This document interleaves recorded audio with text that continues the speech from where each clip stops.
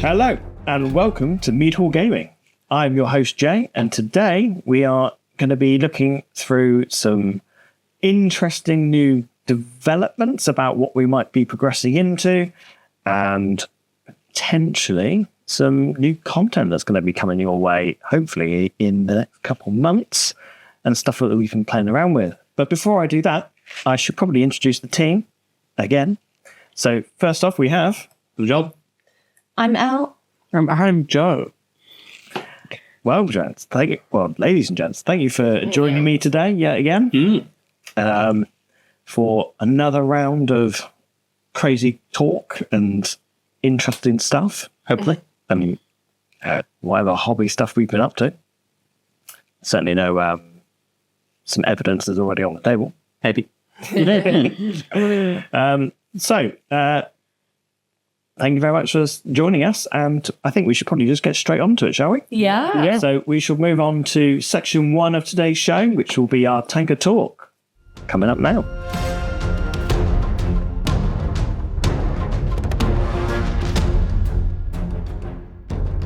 Okay then, right, so first up on the agenda, the Tanker Talk, and our target for today is our good Lord John. Oh, Lord John. Lord John. I realise I got a title. You've been promoted.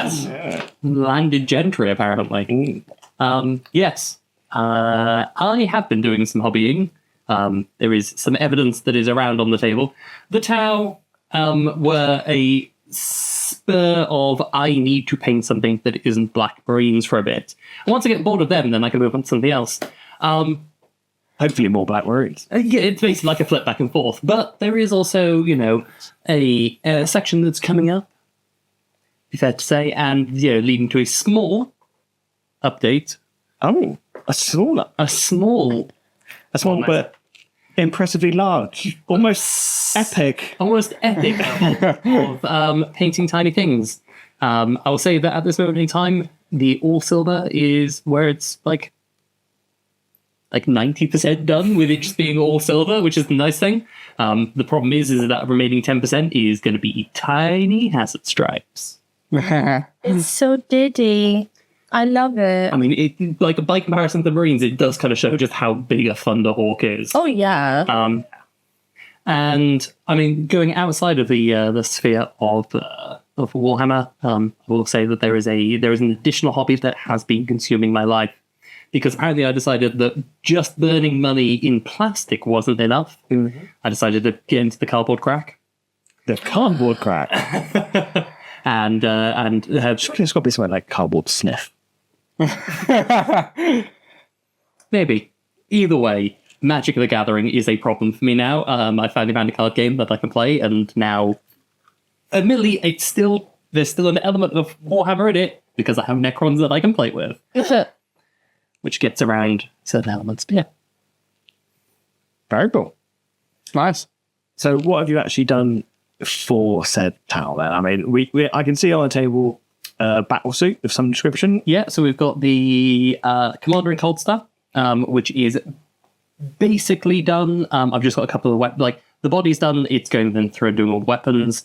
I've got a Devilfish that is completed. I've got 3 crisis suits that are finished, 3 that are in the process, they just need the white done on them. I've got a team of Pathfinders that are mostly done, they just need the white on them. Fire Warriors, Breacher team, and I think that's it. It's up. Sounds like you've almost got more Tau done than you have got. Yeah. Yeah, you think that. Yeah, you know what? Yes. Yes, I have. The only thing I'm going to point out there, I don't think he's done. Okay, bases are a problem. Yeah, bases. Also, technically, that thing needs a base because it's meant to be on a flying stand. Yeah. Is it? Yeah. I thought it would be too chunky to go on a flying stand. No, it's meant to go on a little tiny flying stand, which means that under the new rules, you don't have to pay for the turning on it. It's not right, because if it's on a round stand, don't need to pay for turning. However, I think all infantry are just exempt, but I do like the idea that you have to start paying for turning when you've got the Mechanicus guy with the big long transient calculus. Be like, right, let me just measure it out right now. I need to turn him, and then move this way, turn him again, and then yeah. I don't think you have to pay for infantry. But yes, the tower done because they are being done in very small amounts of paint.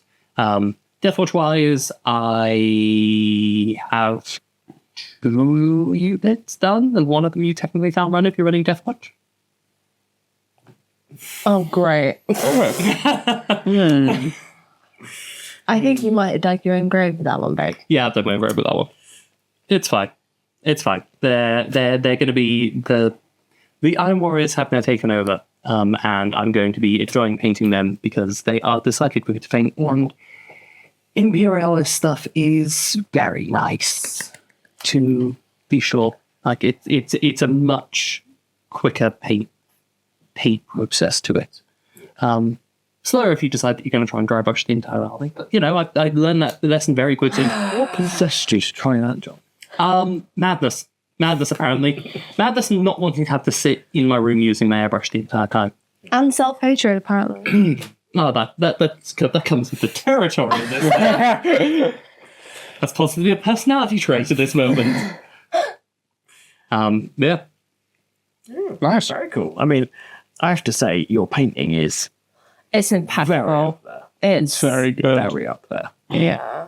To get quicker at it and more consistent at it. But like I've got a nice little rotation now. I just keep going with one until I get bored and then move on to the next. Yeah. I mean, you've got... Oh, I mean, on our table today at the moment, you have 1, 2, 3, 4, 5? Yep. 5 different paint schemes going on. Okay, he doesn't count. It's another paint scheme. 5 different paint schemes.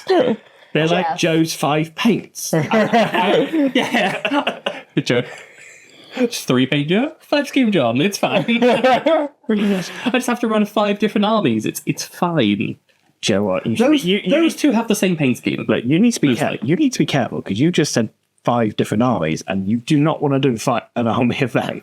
You mean I don't want to do an army of all white Marines? There was some purple on them. Yeah, they got a little bit of purple, a little bit of gold. I wouldn't really say that's a white, is it? I'd say that's almost like a blue. It's meant to be white. Oh, it looks Definitely white. Yeah, it's a hefty dry brush of Corax white. Oh, okay. Which works very well. Hilarity. This was vaguely following along with the instructions at GW's store, where they kind of talk you through, because somebody who had never had a go at painting was like, do you want to come along? I'm going to go learn how to paint. And I'm like, sure, I'll come along. And essentially was then left there by the employee who was just like, yeah, I'm not even I'm gonna work with May here. You just get on with it. I was like, cool. I'm just going to town, yeah. He's like, now you do this bit. And I'm like, no. Now I'm going to do my own thing. He's like, okay. All right. Yeah. I'm Warriors. I'm looking forward to Hazard Stripes until I have to start doing Hazard Stripes, and then I'm going to regret saying that I'm looking forward to the Hazard Stripes. You will. Those little tokens I showed you earlier for Legions, and I've only got, 3 stripes on them? Yeah. I hated doing that. I'm hoping, fingers crossed, that the paint I picked up will do a better job, because I'm not using Alan Sunset for it. Yeah. I'm using slightly heavier pigmented paint. It might help. Okay. Otherwise, I'm going to do it in white, then do the black stripes, and then paint over it in Imperial Fist contrast, because the irony of having to use Imperial Fist on the Iron Warrior is amusing enough that I would be tempted to do it. Yeah, I could see that. So, we should decide on the windows, though, which actually would be a good opportunity. So, windows on the Thunderhawk. Oh. Bear in mind that it's going to be this kind of silver, but like a little bit darker. So my initial thought was just black, but I worried that would get kind of lost in everything. I saw somebody do red for the windows. Oh. Yeah? So like those there in basically like not like a strong red, but like a dark kind of red. I quite like that. See, that's what I was going to do with mine for the Alpha Legion, was red windows. Because of that reason. I've also seen, saw somebody do them in blue. Blue, very light blue. Blue would be the next one, or green, but I don't think green would work for Iron Warriors. Yeah, blue could work. Blue could work. I've seen somebody do a very nice blue on it. But I saw that red and I was like, Red. Whatever works. I think the red would look nice. Yeah, definitely. The red over the It blue. would just be a bit of a pop of warmth. yeah. Okay, cool. There you go. That settles that. That was a general consensus on that one, nice and easily. Good. What I would do is I would get in those windows with a really bright silver first, and then use a contrast. Yeah. Okay. Because then you get like a nice sheen. I have some very shiny silvers. Not quite as shiny as yours. Right. Those and that is a paint I have been tempted to pick up a few times, but I think that might actually be too shiny. If you do, the one advice for that paint is get a specific brush for it, because it does ruin the brush after a while. Yeah, fair. Yeah, I'll try with the silvers that I've got. I've got a silver that's lighter than what is currently put on top, because this is a lead belcher equivalent, and then a slightly lighter silver zenithold on top. So I've got one that's slightly lighter still that I could just whack into there. Yeah, you want the brightest you can cut. Yeah, some like Stormhost. Yeah, that's what I use. Yeah. Okay. Interesting. Red-wise then, what do you reckon? Flush Terrors or... I would probably go Blood Angels because you want to go bright. Okay. Yeah. Well, I've been meaning to pick up Blood Angels for a while now, so I guess I'll finally pull the trigger on that one. Helms will do the eyes as well. Could always do blood for the blood guardian. I mean, just... If you really wanted to go crazy, you could get the red technical gem paint. I've got the red technical gem. Use that. That'll do the same job. Would not look too much. I mean, that's what I used on the eyes of my Alpha Legion. Would the working... the colour theme, NEP? So what we'd find out. Now, what should I do for the eyes of my Marines, though? With a single hair of a brush as I go along and paint each eye. Do you know what, I've painted details on my Legion models that I really wish I hadn't, because now I've got to do it for the rest of the army. But I drew the minor eyes. I was not even thinking about it. I reckon you should do a glowing effect. Personally, I think object source lighting. How would you do object source lighting that size? OSL on an 8mm Marine and be like, let me just get my .02 airbrush and spray a tiny bit of OSL around them. Absolute madness. Yeah. No. If it could be That's a done, little bit too much. it would be amazing. But it's not worth the equipment we have. No, I'm not even thinking about how to do it. No. That's not worth it. Absolute madness. Microscope. Oh my god. Yeah, Marine wise, I've got at this base level stage, in Legion points, it's 2,000. With the intent that I'm basically going to try and make up another, although I realise it potentially goes against what the formation rules are, of like another 1,000 in essentially Titans and Knights. Cool. Yeah, I figured that would be good. I don't care. If it's cool, I don't care. I very much intend to run 3 Warhounds at 3,000 points, and technically I'm not allowed to. But I've got 4. I want to use as many of them as possible without going too crazy. So I only have 2, and then I'm going to fill out the rest of the roster with Knights, because I want me some Knights. Knights are cool. Knights are cool. They're very cool. Stomping across. Apparently, I've seen people talking about them, but yeah. Stumpy some. They're fun. Maybe not good, but they're fun. I mean, from what I gather, the Titans aren't realistically like great in terms of what they can do. No. But they're so Quite they're fun. Oh, I've also got a load of Predators, which weren't my original 2,000 points, but I just had left over. So there's also like a flank of like 10 Predators. I think I've got 6. Save that for next. You're going down, boy. We'll save that for the next section in terms of why. Yeah, need some bigger bugs. I might finally be able to put down some bugs before they get me. I don't know what your problem was. It wasn't that hard. You know what? When played cagely, it was much better. Two versions of the same game. Cool. Yeah, I mean, don't forget I also went up against them. yes, and you had great fun. I did. Yeah. Any other questions, anybody? I'm good on my end. I'm good, yeah. Yeah, I think that's succinct. Actually done some. You actually have. Very proud of you. Actually painted some things. And to be fair, they are very well painted. They are stunning. Also, just a there's a bit which I don't know whether you can you see just that little mark just there? Yeah. Yeah, that's where I gave up because that is the connection point for a fin that sticks out the back, and I just kept knocking it and it broke, and I just gave up and just hit it with red over there. I was like, nobody's gonna care anymore because I don't care anymore. I've broken it off enough times now. Yeah, that's fair.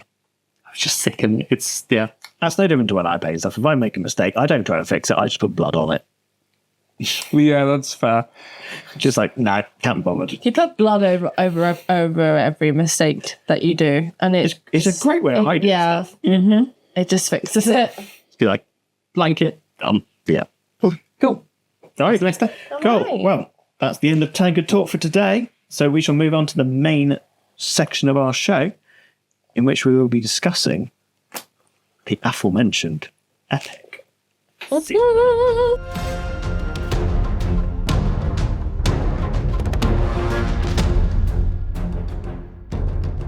And welcome back. So let's begin our discussion then on Epic Gaming, or Legions Imperialis, the rebrand, the re-release, the reinvention.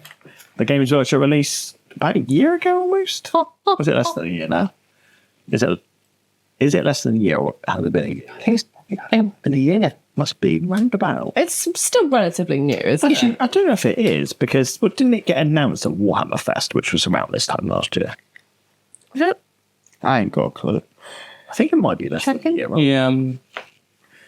Yeah. But for those of you who are uninitiated, which I can't imagine there are many, Legions Imperialis is the rebrand of the old 6mm I think at the time, but 8mm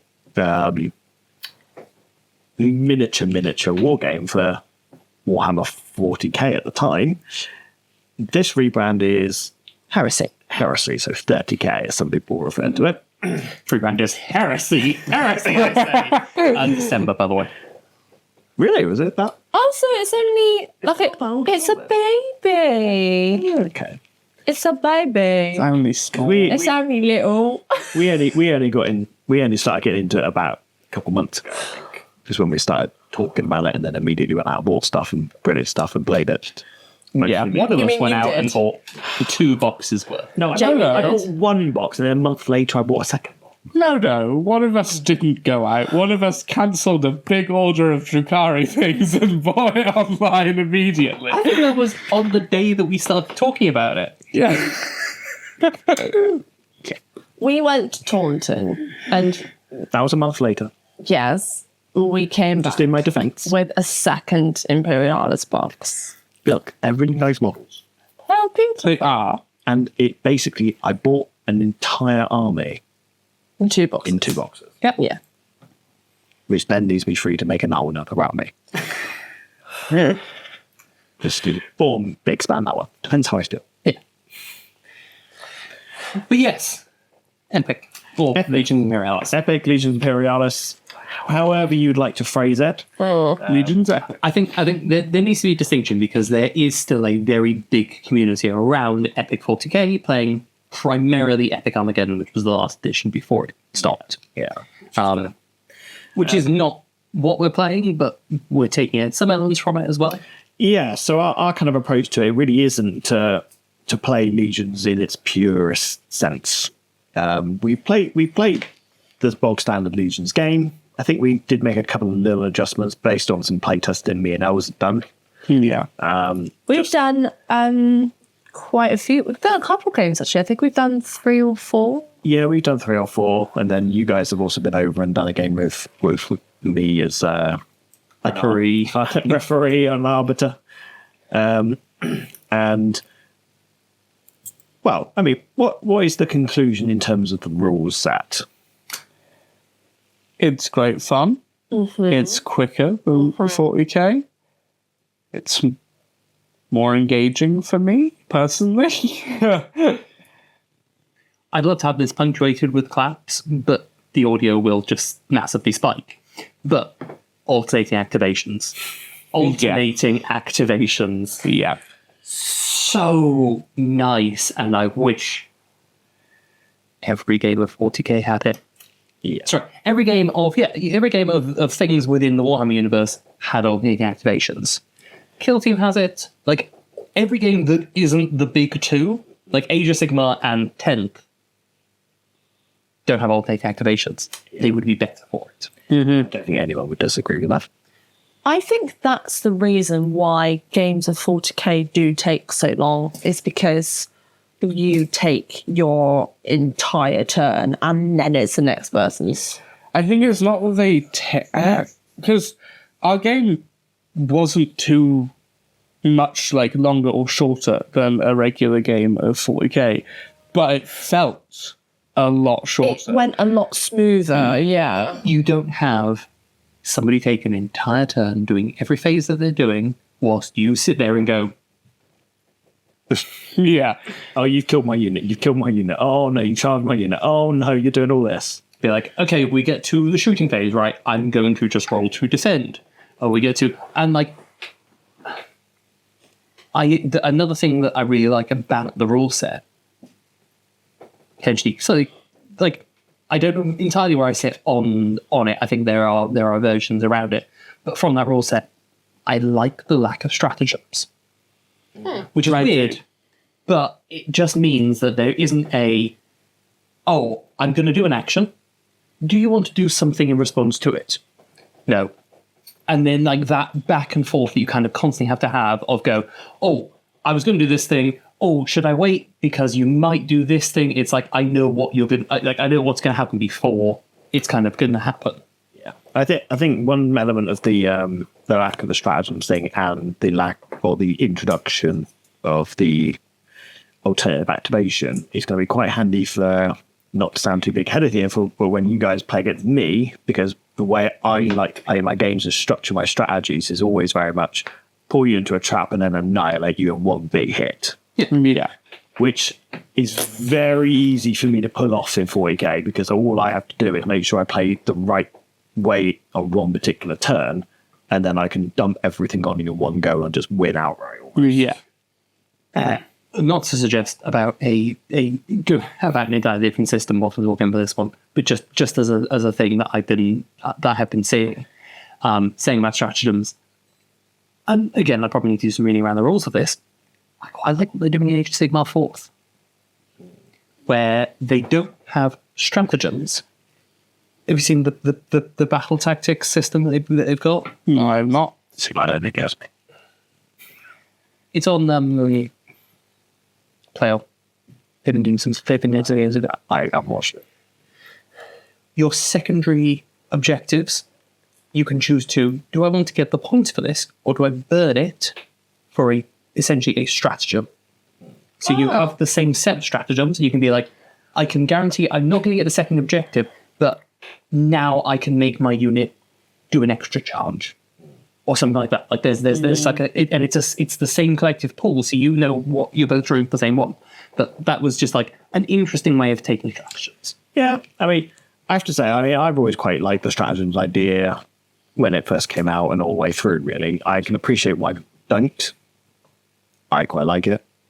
But I'm also, having now played Legions, and to be honest, I'm in love with it. I think the rule set is phenomenal with a few tweaks. And we know why you love it. You can have fun.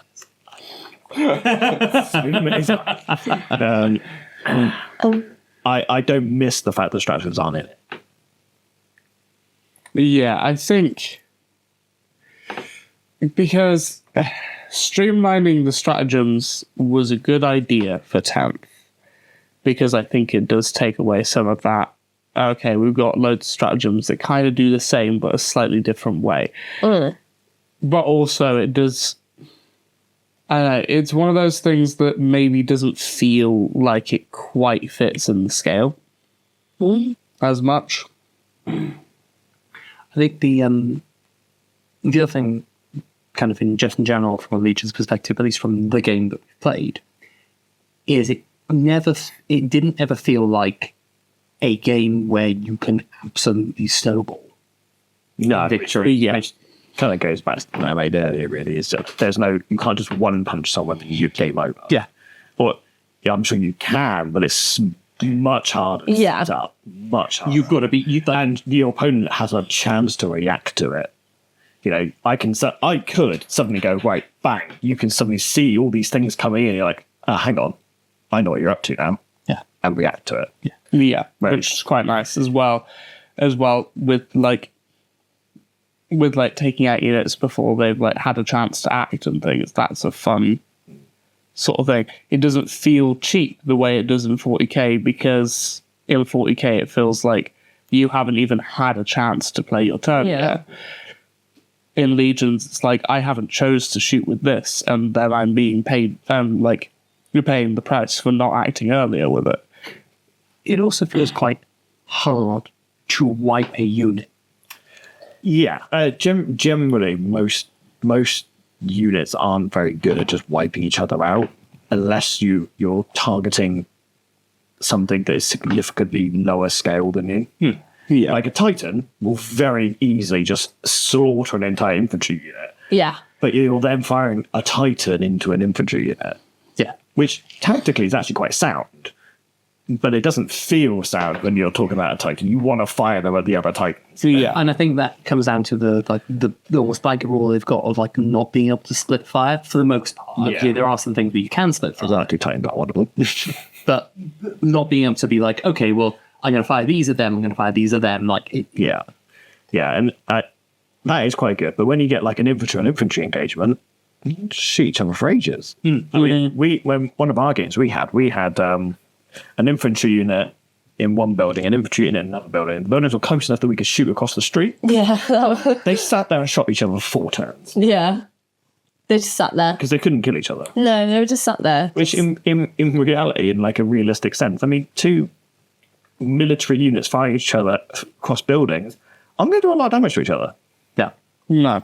That's one of 2 things that I love about Legions is the fact that because there's alternating, what did you call it? Activations. It gives it more of a chance to actually feel like it's a war. It's got that realistic sense where it's this is actually what as close to realistic as it could get. Yeah, that's due to the lovely fact of the scale decrease. Yeah. But I think also what you get in that is in 10th, where you've essentially got, okay, these 2 armies have turned up, and yes, we're dealing with it within the rule fact of we have to make it a game, it still has to work, but essentially one entire army gets to do everything they're going to do, whilst the other one is just stood there just being yep. Yeah, Okay, it feels very gamey, whereas Legions feels like you're reacting to a situation. It's almost like you act on your impulses because you don't know what the other person's going to do in your activation. And also the other thing that I really like about it, as someone who is still relatively new, well, I'm very new, it's a lot more, I find it a lot easier to follow. And that's not because 40k is complicated. Well, 40k is complicated to a certain degree, but I find Legions to be much more, like you said, engaging, but it's to a point where it's engaging enough that I can follow it a lot easier than 40k, because I think I took more to Legions rules quicker than I did 40k rules. I think to a degree that comes down to with the alternating activations, it can be very difficult for a new player that doesn't really know what they're doing to like sit and just lose units for a whole like shooting round. Yeah. And like in older editions for a whole psychic phase and shooting phase, just be losing things. Yeah. It's demoralising. Yeah. And also, in 40k, on a couple of games where I've played against Jamie, it's been that I've sat there and I've watched half, if not like 3/4 of my army just get wiped. And then I sit back and I go, okay, what do I do with the rest now? Where am I? And then it's like, oh, I don't know if I want to do this anymore, because what's the point? They're all heckin' dead. And it's like, whereas in Legions, you have much more of a chance of saving your army rather than just, like you said, just sitting back and going, I'm screwed. I don't think we've had a game of Legions that hasn't gone to the final round. Yeah. We have. Me and you have. We have one where it didn't, but that's because I absolutely train wrecked you. Yeah, I did get very much dragged under the bus on that one. That was a sad case of where you weren't playing with the rules properly, and I wasn't letting up on it, so I just absolutely went the floor with you. And it does show that it can be done. Yeah, but it's harder. But it's so harder. I mean, the only reason I was able to do that is because you weren't paying attention to what was going on. I think it was because I got more focused on like the actual rules rather than what was happening on the table. But I thoroughly enjoy it. I don't know if I enjoy it more than 40k, because obviously I've played more 40k with you than I have Legions at the moment. So it's still sort of a 50-50. But I definitely could see myself being swayed more towards Legions than 40k. But I don't know. Not sure yet. I think there's a lot of like things that are like within the game. I really like the order system. You like that whole thing of going like, okay, you kind of have to make a decision of going with what am I going to do with this unit on this turn, and because you kind of do that at the start, it's very much like, okay, I know what I'm going to be doing. What am I going to do then within that rule set of it? The other thing I also really like from a kind of objective perspective is how it favors a more kind of, cage is the wrong word, maybe it's the right word, but for the most part, on like the missions we've seen, you don't get points for going into the enemy territory. There's some like secondary objectives. That was the game that you played. Was it just that one? No, okay. Yeah, most of them are. They do encourage you to. Okay. That's actually, ironically, one of the few points that I actually did change in the rules, because actually the way it stands currently in the rule set is that all objectives are sticky as a 40k term. So if you hold it, you keep it until someone else takes it over, which gives you no incentive to maintain control of an objective. That's something I took away. Because I don't agree with that. I don't. It encourages a mosh pit. Yeah, which I don't like. I think there could be something in like a bit like what they've done in intent of going some units, certain units. Yeah, I think some units should be able to probably, and that will then lead on to this whole thing of, well, we will definitely be homebrewing units at some point. I feel like something like a recon unit would be one that would be really good for like vacant sticky objectives. Yeah, I think in terms of some units being able to do it, I don't have a problem with, but as a general rule, I don't like. No. No, it doesn't feel right to me that an army can sit on an objective in their home territory and say, I own it at the beginning of the game, I'm just going to move up in a massive line, and then effectively just charge at the enemy with guns blazing and the chainsaws roaring, not caring the monkeys about the thing back in my backline because, the enemy doesn't have drop pods or flyers, so who cares? Yeah. I definitely enjoy melee more in Legions than I do in 40k. I mean, melee in Least is brutal. But I love it because it's so engaging, and it's a lot more, I don't know, fun, I guess, for me personally. I like how there's less dice overall. Yes. Just from a managing perspective of just, you don't have to go Holding up an armful of dice and just yucking it into the dice tray, hoping for the best. Yeah, it is toned down a lot more in that respect. yeah, it just makes it a bit more manageable to work with. Well, it's just overall, it's just much more condensed, isn't it? And that makes it more easier to I mean, the models are tiny, so managing painting and stuff is a lot easier. I know you hate painting, but you managed to get all of your army done in quite a quick time. Well, discount the fact that there was a bit of a break because of work. I actually had to paint the equivalent of the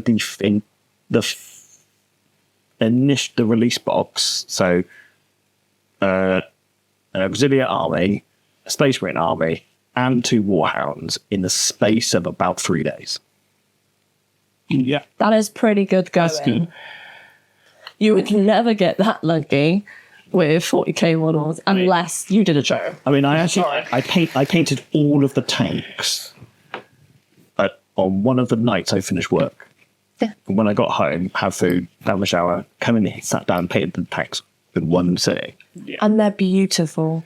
I'm pretty sure they've been put on your Instagram, but they are gorgeous. Yeah. The blue that you've used for your Alpha Legion, I love it. It's the killing green. Killing green. Yeah. It's gorgeous.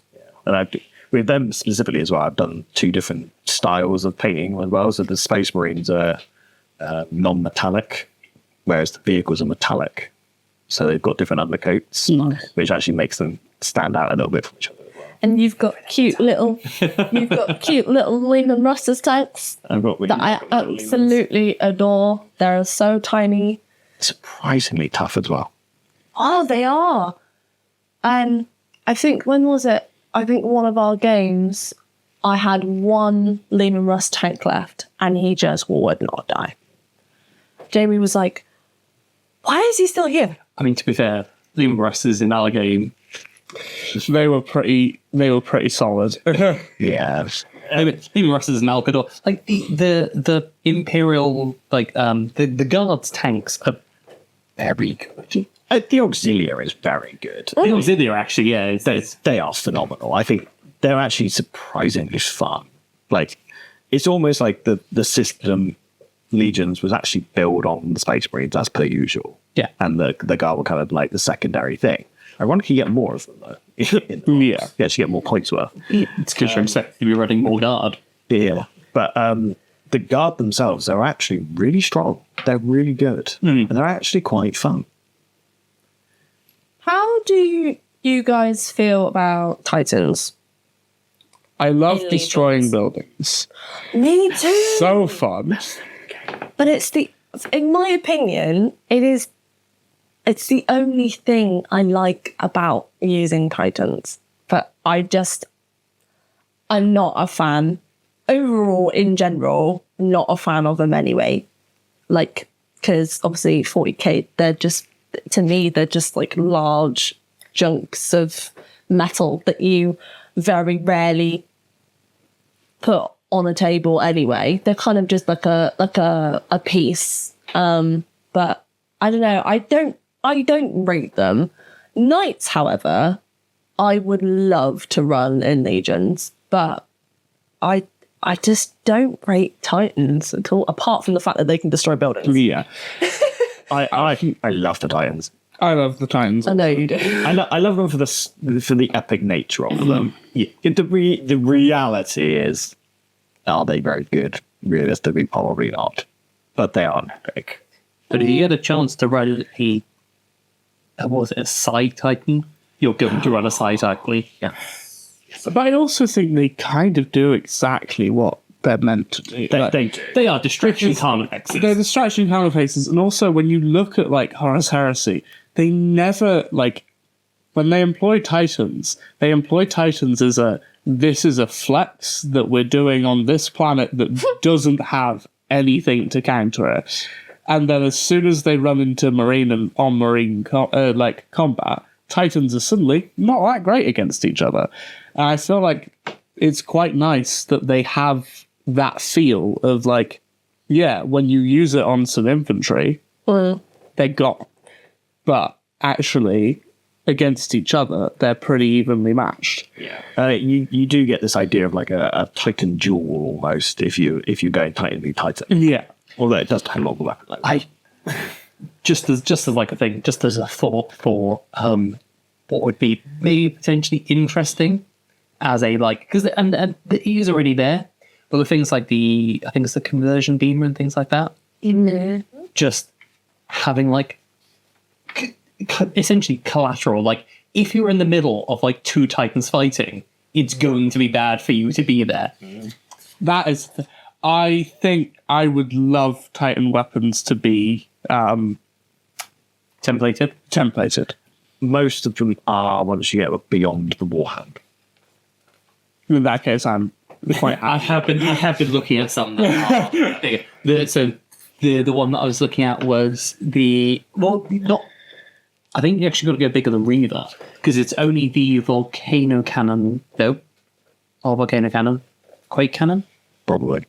on the Reaver that has a blast template. Yeah, like none of the Warhand does. Yeah, but it had the best. And I also think that if you're firing anything that's not bullets based into a squad of infantry, it should just be templated. Yeah. Because like a plasma blast from a Titan is not going to like hit a couple of infantry units. That's actually interesting because the plasma blast gun at the moment off of Warhound is quite literally a worse version of the turbo laser. It's got the exact same stats. The only stat that's different is it's got a shorter range. Yeah. So there is literally no reason to take it. But I think if accurate as a keyword. No. Because But I think if like you made it so that there was templates and it had collateral, it would make. I was going to say if you had a blast that gun, that would actually make it interesting. not blast because as it turns out after looking it up, blast is not the keyword for it. Or whatever the Yeah, I know. keyword is. But yes, if you gave it the blast feature, yeah, that would make that gun actually interesting. I know what should have template. Doesn't. It's not a Titan, Okay, but it should have a template for it. what would that be? Basilisks. At that scale, no. Not unless you're firing them all into the same time. Yes. And then you'd still have to have like a minimum number of them firing at the same time. Yes. So yes, then. And you know what game has that? Epic. Epic. The more basilisks you have, the bigger the blast template gets. Damn. I mean, there is an argument that I would be quite happy to say, let's implement that kind of idea. It's got a table and everything. We might make it a bit more simple, so that it's a bit more in line with Legions. But That is like having artillery feel, because it's almost like a thing of at this moment in time, artillery is too accurate. Like we've got indirect, yeah. but Epic as a moment here. You go. I put down blast templates. It's essentially just like, depending on the number of basilisks you're firing, the number of artillery pieces you're firing, they get basically more blast templates that connect. Everything that's in that blast template makes a save. Not just enemy, friendly as well. Definitely makes sense. Yeah. Also, narratively, with like basilisks and blast templates, I would love if we could just put down some craters and like make difficult terrain with them. Wow. I just want to be able to. I just want to be able to play Iron Warriors with a solar auxilia and just have be like, just blow them up. We've got troops in there. fire anyway. Well, I mean, you did talk about printing some broken buildings, didn't you? I've that got to print some. after, like, a Titan has literally kicked down a building, it can be replaced with a broken building, so it's like brick frame. One thing I was going to say about Titans is that I will give it its dues. I still don't like them, but I can admit they do have some redeeming qualities. I do think that the whole void shield thing is definitely a very good idea. But I do think that they should be. I mean, they're pretty tough anyway, but I feel like they could be tougher, maybe just a little bit. I don't know if that's unrealistic, but I think they are fine as they are. I think They feel good and tough. What I was actually going to say on the void shields is something that was done, like, I think, or at least there's something down the Preston report in, like, Heresy and in novels and things like that. Infantry that are around a Titan should be able to hide in the void shield. So imagine quite interesting. like if you did, like, I don't know if you do, because you can't say, oh, I'm going to put them on the base. But if you go, like, if you have, like, infantry that is touching the base, they are inside of the void shield. what about if a Titan was stood next to a building that infantry was in? No, it'd have to be base to base. Base to contact. okay. yeah. Because you think if you go with, suddenly you can go, well, if I move my infantry up alongside my Titan, They'll get some protection. they get some protection, whereas Unless the Titan blows up and then they will die. risk reward. Yeah. Quite like that. Have we had a Titan blow up yet? Yes, we have. I've blown up a few. Yeah, we've got Yeah, we've like Titan. One each, I think. You both have one left on the table. Oh, And did we blow up a Titan each? I've blown up Both at of least them. 5 of your Titans over the course of several games. Yeah. They don't last very long because I don't like them. Is this what you don't like? One of which I blew up in a very silly place because I decided, for whatever reason, to disgorge a massive rank of my Space Marines into a building right next to this Titan, Oh, yeah. thinking they'd be perfectly fine. They Then, weren't. as my second Titan unleashed his conversion beamers on this Titan and took it out, see, the Titan explodes. And I was reading the rules and I was thinking, I'll be all right. They're in the building. No, they don't get any benefit from being in the building, so they just died. The save as the building collapses? Well, they do, but it's only 4+ save. So this Titan blows up next to this building and literally on a 4+ save, because it hits everything in the building, so all 12 bases of models, I lost half. He was not a happy I just bunny. deployed a massive stack of infantry on a backline and nuked them myself. Lasted better than my Ogrins did. That's another thing I love. It's all right. I love that it's great that you can hide infantry in the buildings and things, and it is so great that you can just punish that decision with Titans. Safest was the risk reward, really. Yeah, it's like- they're so much tougher unless a Titan shoots at it. Yeah. To be fair, Titan shooting a building probably should blow it up. Yeah, and I do very much love the fact that there is destructible terrain in the system. But it's also that thing of, like, buildings are tough, and, like, you've got to dedicate a whole Titan shooting to that building. And, like, Or a very lucky kick. yeah, or a very lucky kick. So, like, I don't know, our kicks were pretty consistent. We had Kung Fu Titans on that day. They would just go around just kicking down buildings left, right, and centre. none of my Titans kicked down buildings. All of my Titans shot down buildings. Did you not think you kicked down a building at the end? You kicked down a building at the end. I did No, not. because you were just like, I just want to kick a building.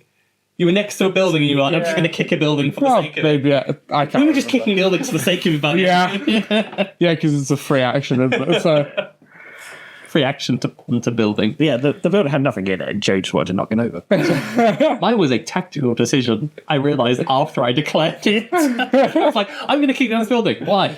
Because I can shoot through it. That's why I'm going to kick it. I knew that all along.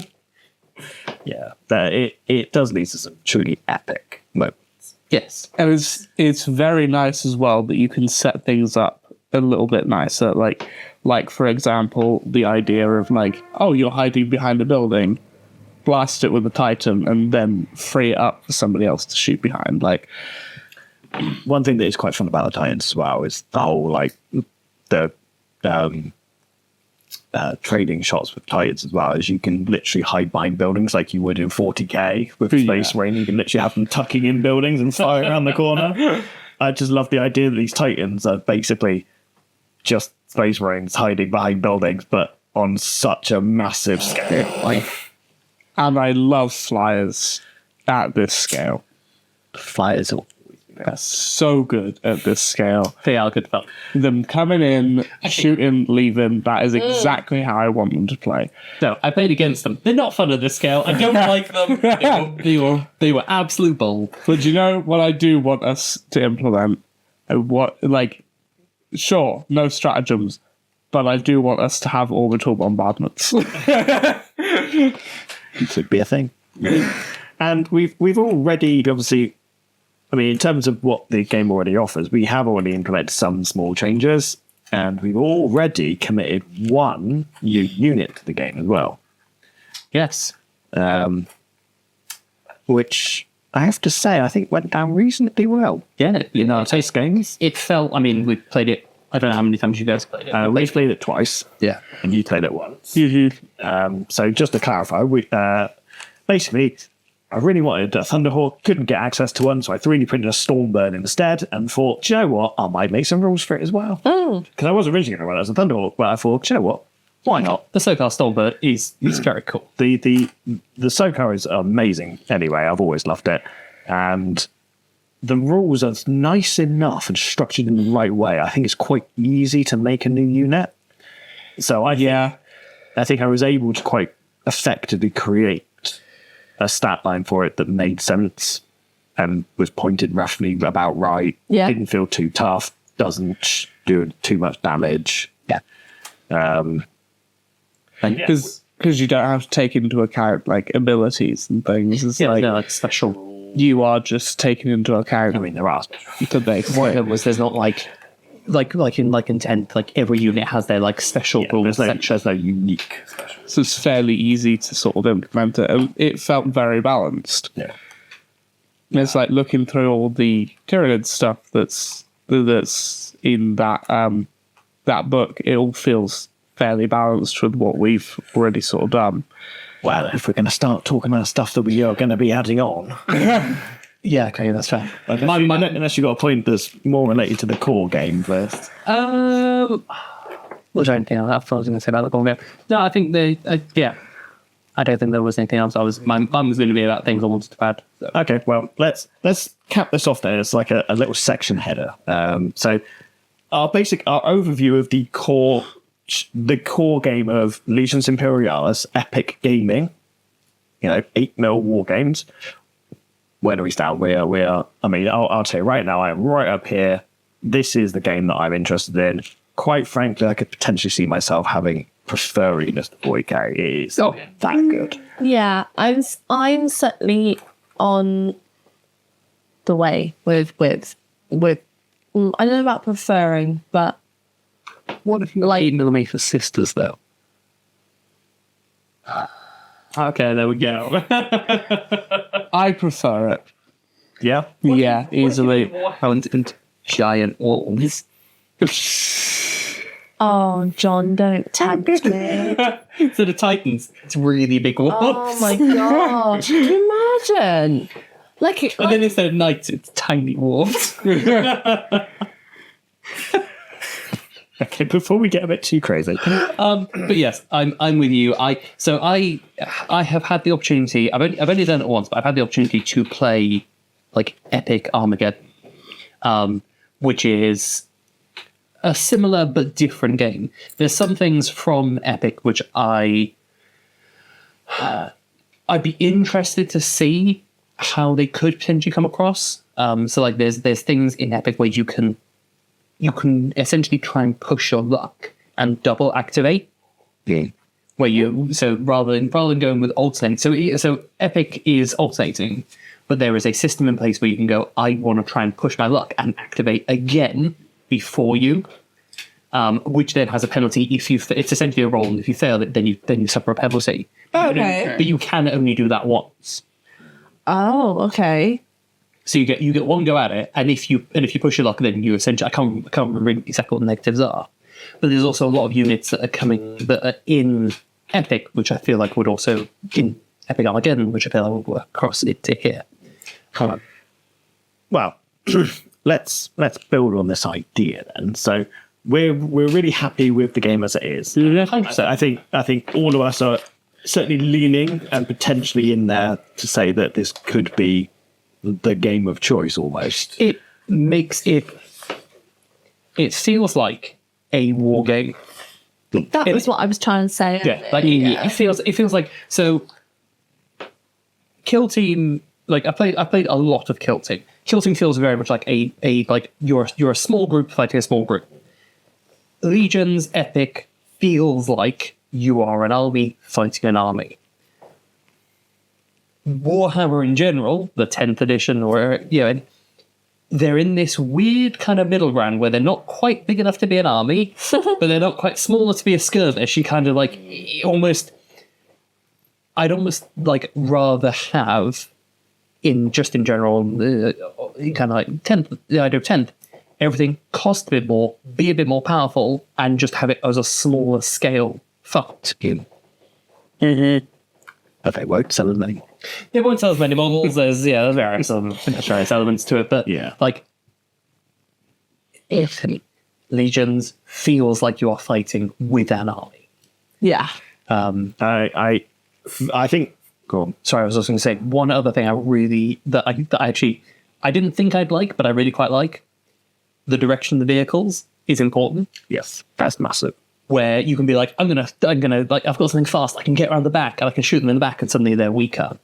Which I know was in 4. It was in a few editions of 3rd and 4th, definitely. Yeah. But yeah. I've always loved that as a concept. Like it's a great concept. The roles are phenomenal, and that in and of itself is a huge selling point. The rules are so much fun. But for me, I have to say one of the absolutely astronomical benefits for me is how easy it is to paint. Yeah, as you may see in a previous episode or a future episode, I'll go into quite a tangent about how much I hate painting, and trust me, that will have come up again. But it's also the fact that the board itself is condensed because obviously the models are smaller. Because there's like because it's a smaller board with little tiny people on it. It's almost like it's more contained, so printing terrain isn't so difficult. Planning a board, right? Because the board size is exactly the same. And is it? I thought it was smaller. Well, we use the same battle map, don't we? But yes, no, it is a lot easier in a lot of ways. And yeah, actually, in terms of storing terrain, it's a lot easier. I mean, I've got an entire city up there on a single shelf. Yeah. Which if I wanted to do that for 40k, I'd probably take up 2 or 3 units. Oh, you'd be crying.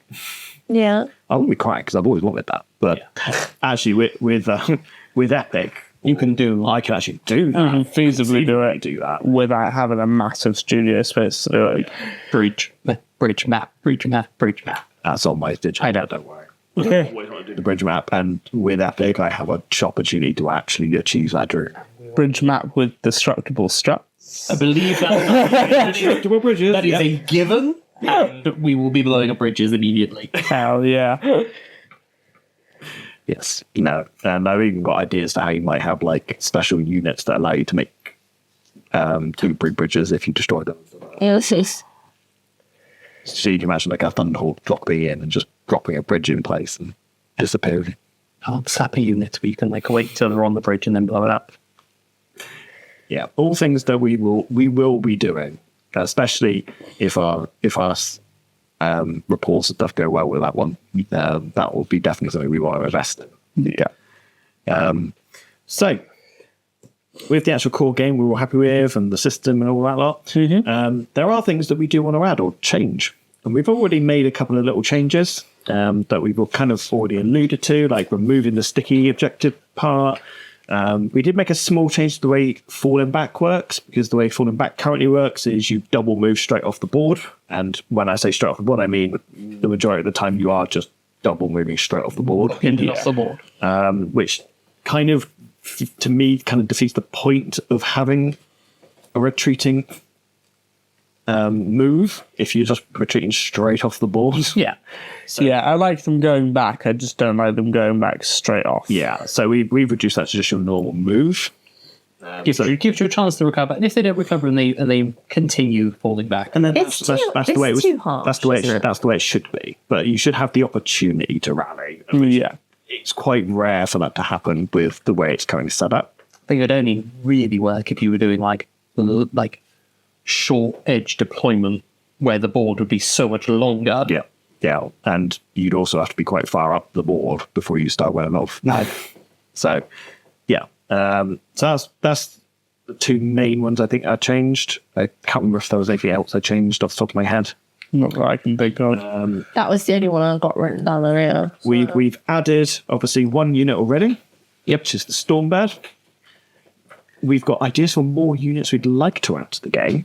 For the likes of the Space Marines, for example, before we get onto the bigger stuff. Yeah. So I know you're particularly keen on Breachers. Very keen on breaches. There is another unit, although it is a very specific unit, which I believe is called the I think it's called the Decimator, which was Perturabo's personal Fellblade, Oh. which was like his commanding like tank. Okay. So it would be a HQ option tank. And heaps cute. I like it. That was like literally, it was like taking a Fellblade and essentially redesigning it so that Perturabo could be on top of it, commanding from this tank. With rules that when it dies, Perturabo jumps up. Well, if you insist upon that, then I guess I'll have to do that as well, right? Oh, go on, pull my arm. I think that's definitely on the cards. I mean, But yeah, going back to the breaches though, it comes back to the idea of like the orientation of things being important, and obviously like with kind of infantry, it's not a problem, but having breaches where they are tougher from the front because they have those shields, they're falling ranks, and you've got to basically like try and like kind of counter that move. Yeah. you know, we'd basically have to add in an arc for that unit specifically, which is not impossible to do. No. And I actually think that would be easier to do if we incorporate something that me and you spoke about a little bit, which was square bases. Yeah, but I think that they're the kind of unit which, and kind of amused on that sense, is if a unit has an arc, a square base makes sense. If it does have an arc, a round base makes sense. Yeah. So having those be like, okay, you want your infantry that have like a shield wall to them, they go on a square base. I was just thinking that just in general, just more weapon options. Flame Marines, Volkydreens. Yeah. The other options of things like Havocs, las guns, all that kind of stuff. Because that is something that is to a certain degree missing from them, is a lack of weapon options. And then same thing with like the Auxilia, adding in those other, so like the Volkite Chargers and stuff like that are missing from there. Yeah. Yeah, I think Especially if stuff already has like pretty transferable rules for Epic. You've got Flamer, you've got a Flamer unit, you could literally just go, they have the same Flamers, but now they're on Marines. Yeah. it wouldn't be too difficult to move things across. Yeah. Fiddle with the rules a little bit. Yeah. I don't think there's going to be too many occasions, particularly when we're adding units to those existing factions, where we'd actually have to make entirely new rules up. Yeah. I'm going to take my Warrior Medusas and Basilisks, please. They use them. There is precedent. They literally use them. I don't see a problem with it. Marine Medusas. So long as we can work out a reasonable points and rules stat for them, I don't have any problem with it. But we are going to potentially, it is definitely happening with at least one of us, probably two of us, and then possibly a third. I don't know what you're talking about. I don't have any. I also have no idea what you're talking about. You genuinely don't. I genuinely am like, what's going on? We are discussing and will be introducing new factions Oh, yeah. to Legions Imperialis, because as much as everyone loves Space Marines, quite a lot of people love Guard. At the end of the day, there's also quite a lot of us that either don't like those factions at all, or just want to see something else on the board. I want to see tiny baby wolves, okay? Itty wolves. Itty babies. Space Marines. And we're not the only ones that have already thought about this, evidently. I mean, we're quite late to the party, really, I would imagine. But someone online, and I can't remember off the top of my head who it was. If we'll link it down in the video. But there is a community-made rulebook for Tyranids to be included into Legions. Look at him. We have our resident Tyranny player who immediately was like, I want that. Well, first it was White Scarf. And then I found that. How many white skulls did you make? Because I only made a bike. I made a few dreadnoughts and a few bikes. It was not that much. Quite early. Yeah. Nip that in the bud nice and quick. They're like, Before you did it, John. So we are actually going to be introducing Xenos pretty much straight away, because the rule set that we found, I mean, I've read through it quite extensively and compared it to what I know, and I've played a bit more than you guys have, and from my gathering, it looks quite balanced. yeah. And it needs to be balanced for us. It does need to be balanced for us. Anyway, having said that, there are a couple of things in it I don't like, but they're very minor changes I'd want to make to it. Yeah. One of the biggest ones is, or the biggest one that annoys me about it, is the fact that the majority of the units are only considered broods. So in Legions, every unit has a type. So super heavy tank, light tank, aircraft, infantry, walker, blah, blah, blah, blah. There's a few different categories of units. The Tyranid Codex only has Synaptic, Brood, And Bio-Titan, and Flyer. Yeah. I think Transport, technically. Technically. Transport, there's only one unit in it. Bio-Titan, there is a couple in it. And then there's about 20 units in Brood. Yeah. I don't like that, especially when there are units like the Carnifexes, which are the equivalent of walkers. Yeah. So they should be either just given the walker category, or we just give them a category of the same scale, which I believe is scale 2 in terms of the Legion rules, and call that monster or light monster. And there's something like the Tyrannifex. I think that might even be classified as Titan actually in that book. I'm not sure. But if it's, I think they are. whatever the next stage is, the Exocrine maybe is the next big shooty one. That should be like a heavy monster or something like that. So that, and then change the detachments up so that you're more limited but structured in what you can take. Yeah. So that they're more in line with the rest of the factions. Yeah, because it does feel like I can just kind of throw anything in there. Yeah, and I personally don't like that. That's just from my perspective. It doesn't feel right.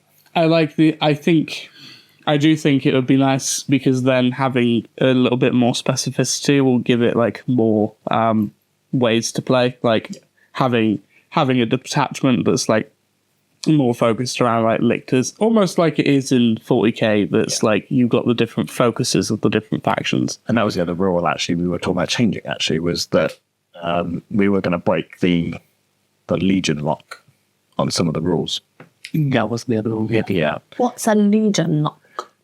So going back to Space Marines for a minute. Sorry, guys.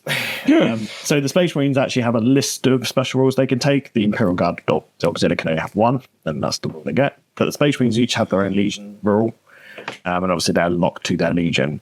So there are 18 rules that Space Marines have access to. Some of them are absolutely terrible. A couple of them are overpowered.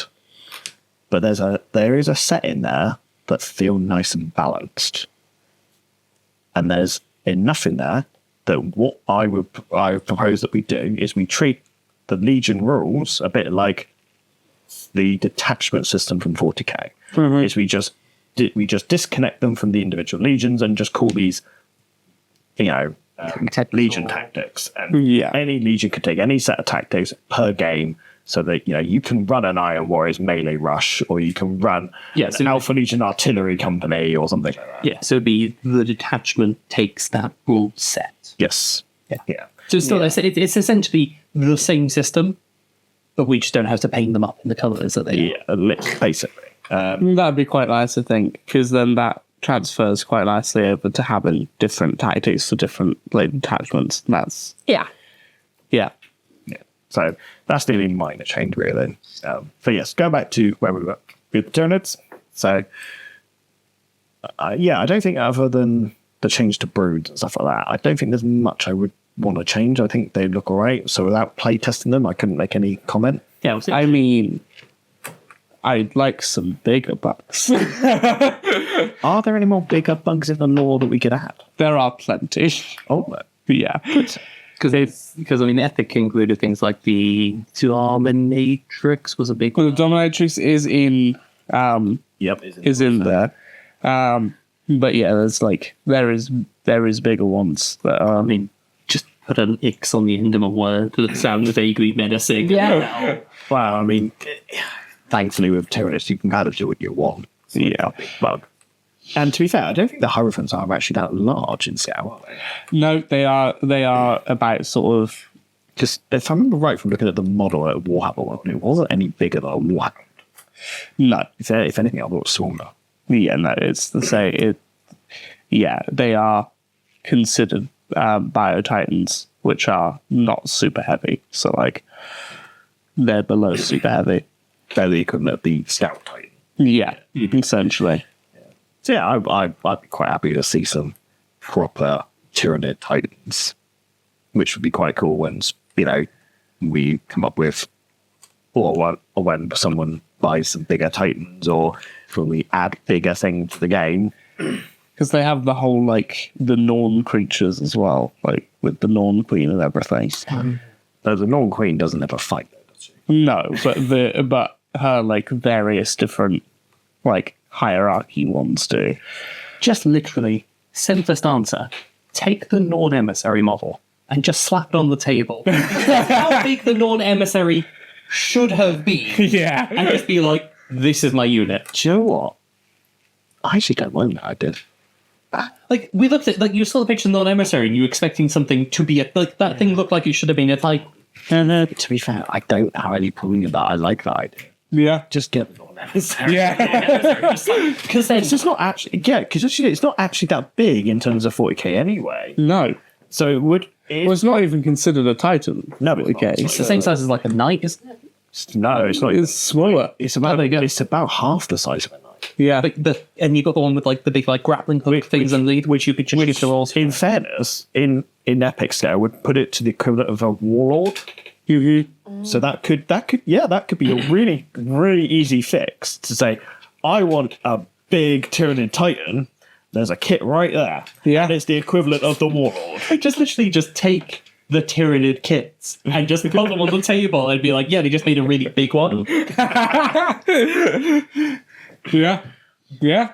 Rock up with a pyroball. That's just a really big pyroball. Maybe I might like to see a little bit of conversion work if you're going to start doing that. But that would be fun. but 40k scale Haruspecs being put on a board is a horrifying thought. Because it's pretty horrifying regularly, but just the idea of that is then the scale that it is. Just eating buildings. 40k scale Bio-Titan. hey Joe, you wanted to turn the flyers. Gargoyles. That's not bad. Big gargoyle. But yeah, no, I think that's a really cool idea. I like that. Yeah, that's brilliant. That's genius. Yeah. Genius. Yeah, so some very epic scale Tyranids potentially on the horizon. But not even potentially, they are. They're already made. Yeah. Yeah, they've got about half an army just ready to be painted. How many paints are you using this time, Joe? 2. Wow. Technically, with the base coat and the Zenithal, 3. No. Base coats and Zenithals do not count. What is the 2? Are you going with an official eye fleet, or are you going with... Going with a behemoth paint scheme, so black and red. Oh. Black and red. Yeah. Behemoth's not black and red. Well, I'm going with black and red, and you said earlier that was behemoth. I thought you said green and red. Oh, no. Well, I say green. It's more like a really dark. Yeah. Who wants to look like an alien, not a Christmas tree? Which one's Behemoth? Oh, is that red That's body? the original high fleet. From Yeah. Black body, red? No. red flash and like that dark green carapace. Yeah, that's Behemoth. Yeah. That's not black. No, it's not black. No. So I'm going with a red and black, So what? which you said was behemoth. I thought it was Behemoth, but I thought you said something else. It's like a that one. Yeah, it's like, Yeah, that. yeah. Yeah, if you look at the artwork, the carapace is normally darker than that. Yeah. Yeah, like that. Ooh. Yeah, it's be That. But I think that is a black and red hive fleet, isn't that? probably. The only two I know are Leviathan and Behemoth. Yeah. Yormunder's black body with bone-coloured carapace. I think it's Yormunder. That would be better. But yeah, so three paints. You could get away with it being high fleet Behemoth. It's close enough. Yeah, we could. I don't think it makes much difference. I mean, your bigger models are going to need to have more than 2 paints, though. That is true. They're going to need to have at least 3 because you have to paint the eyes on them. Yeah, I am very much looking forward to seeing a true swarm. Yeah. Like, currently in my head, I'm picturing Space Marine 2 on our table. Oh, Yes. yes. So I worked it out when I worked it out. The number that I said in our group chat was on having them like the Space Marine bases with like 5 nids per base. The files that I have are not 5 to a base. They are about 10 to a base. That's going to be a lot of bugs. Yeah. This is where our forces are just like in a line, just gunning down. They just keep coming. I can definitely see that we have to play a game where we just have a massive defense line, a big no man's land, and Joe just gets infinite reinforcements. Yep. Yeah. And it's just, how long can we survive? Reminds me of the The Zerg Rush. the all I think it's called the All Gargman Party. Have you ever read those stories? It was a Dark Heresy campaign. It's like, and the first like opening game that they did for this Dark Heresy was the DM basically told them, be like, bring as many characters as you can make. They don't what do you mean? Be like, bring as many characters as you can make. And the opening game was them playing little snapshots of Guard fighting against, it was either Tyranids or Orcs. And it wasn't a case of you rolled to hit. You rolled to see how many you shot because the wave was so thick that you were going to hit. It's just where they hit and how much damage it did when it actually hit. And yeah, they were just like playing like little snippets of being like, okay, you're trying to hold this line. How long do you hold it for before your force gets overrun? And yeah, it was just like jumping like around the place. It's a really good like opening story. Yeah, I think that almost needs to be like one of our opening sessions. Yeah. An absolute Fighting back the horde. an absolute horde of Tyranids against the Space Marine battle line. Yeah. Titans standing in the back, just firing into the swarm. And no matter how many you kill, they just keep coming back. Yeah. I'd love that, but we've got to have some notes. Wow, I'm sure we can get knights. Because I've got Titans. I fancy some knights rather than some titans. If you're gonna do so saying that you're gonna do knights, so if you decided you're gonna do it, are we gonna add more law? Is there gonna be a knight house? Because there are knight houses. Yeah. You're gonna write your own knight house. Oh, of course. Of course. The law queen, basically. For the right law for everything. one of the most canon knights, the ones that has a named model. What is their symbol? Canis Rex. Ooh. The big wolf shield on their knight. Yes, the furry allegations are never going away. I'm not. You can't beat them. You love a wolves gives it away. I love wolves. I love my So Joe is bringing Tyranids. Joe's bringing Tyranids. To cycle just briefly background to something to add to existing forces, in particular for Chaos. Demons. Yeah. I mean, someone I feel needs to do demons. I kind of want to add some demons. I have one. Well, Oh, I forgot what you were. I forgot for a second. I forgot what you were playing. I was waiting for you to be like, yeah, but you didn't. I'd forgotten. You went through a few different choices, and Well, also I'm still not 100% down for word bearers. Because I definitely have decided, I talked to you about it tonight, I definitely want to do a traitor legion. But it's choosing between Emperor's Children or word bearers. don't like mods. You don't want to come like this.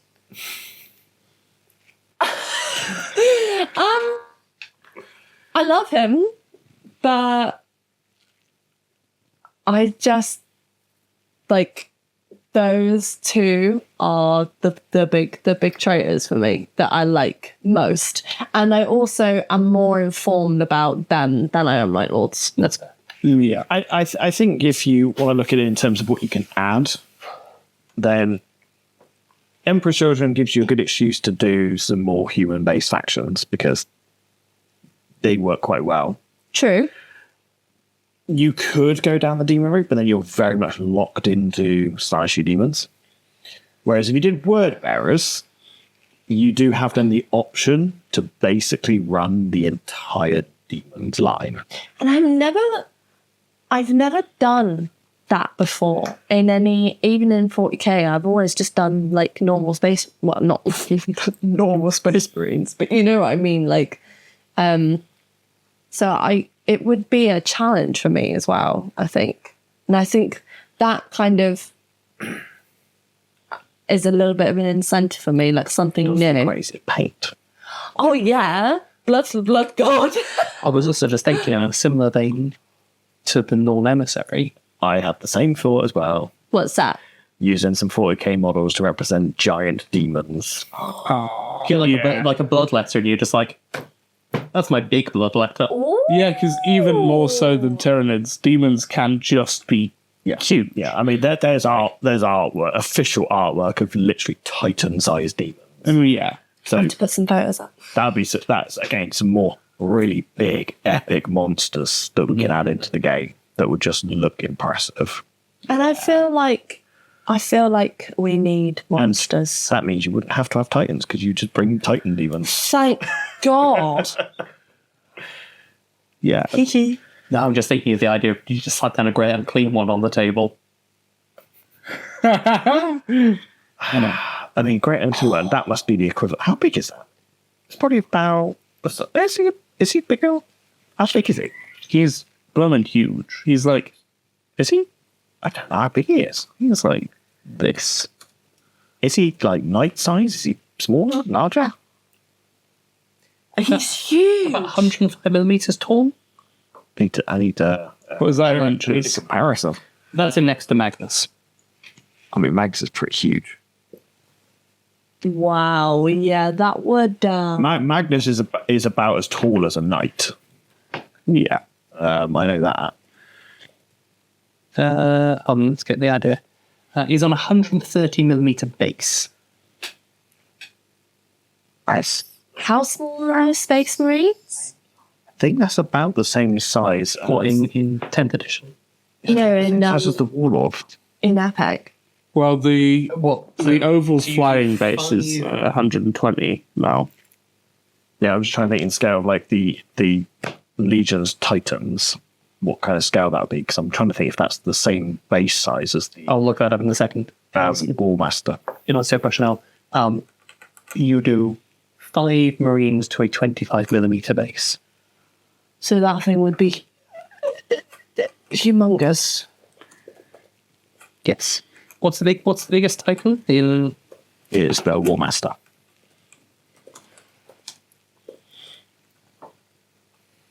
So the Warmaster is on a 120 oval base. So it's a bigger base than a Warmaster. Wow. So that's potentially a one-shot easy. There's my super demon. I would actually love to paint up Great Unclean One. I feel like that would be really fun. I love to the easiest way can we do that.